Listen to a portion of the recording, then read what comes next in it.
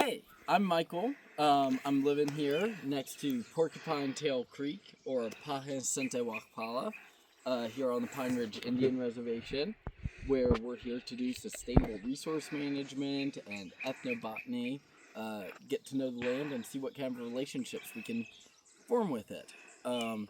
We're just past the summer solstice now, and so a lot of stuff's been coming into bloom. There's more stuff coming into bloom soon, and some of the native fruits are starting to get ready, which is pretty exciting. We've all started getting to pick just a few of the currants that are growing around. There's not many this year because of the not much rain this summer. So around here, up against the creek, there's still lots of native plants. Even the grasses are native. This bush that's all around me is snowberry, an important food for all the migratory birds that come through. There's some kind of native grape.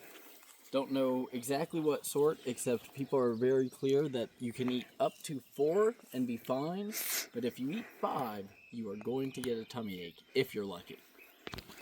What other plants do we... There's not too much right up against the thing. The forest itself is a mix of mostly box elder, but there is some elm, and there's old, big cottonwood trees all around. Right now the forest is kind of struggling with a systemic fungal infection, so part of what we're doing is trying to clear that up for full. There's lots of insects around. Lots of grasshoppers, which would make raising chickens easy, but there's not really enough infrastructure to keep them over winter. So we're also looking into how to do vernacular architecture with mud brick and stuff to keep chickens.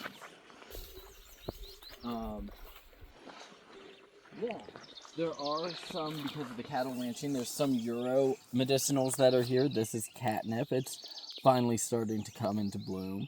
But this stuff's handy because we can harvest it and use it and share it as medicine too. And so, a bit further down the path here, we're getting into our camp, and this is where we stay to do most of our work in the summer. We have a little kitchen area for cooking and washing dishes. Hangout area over there. These trees here on the edge of the forest line, these are our native plum trees, and they're really tasty. These purple flowers are another native invasive vervain, another medicinal one. And then over here against these tents, we've got some of the plants that we brought with us from North Carolina. Let's see what we have to maybe point out. Got some potatoes growing, some flowers that we managed to bring with us. None are quite in bloom yet.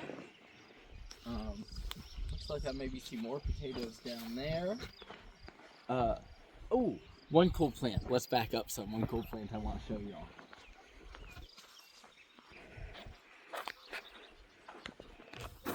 Let's show off the plant. So this plant down here, this one it's called elder or elderberry. And this one is taken from Weelaunee Forest down in Atlanta, Georgia, where the Tortuguita, the Stop Cop City activist, was murdered.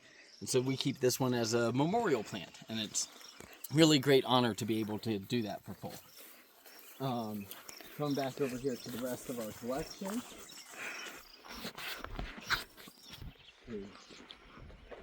We've got a couple things that are native to where we're from, but there are good equivalents here.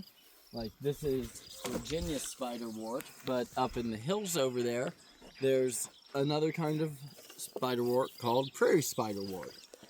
We brought our own prickly pear with us and a couple other kind of cacti we're planning to transplant out. But maybe one of the coolest plants that we have is we've got a bamboo specimen. And this is actually American river cane. It's the one kind of bamboo that's native to Turtle Island.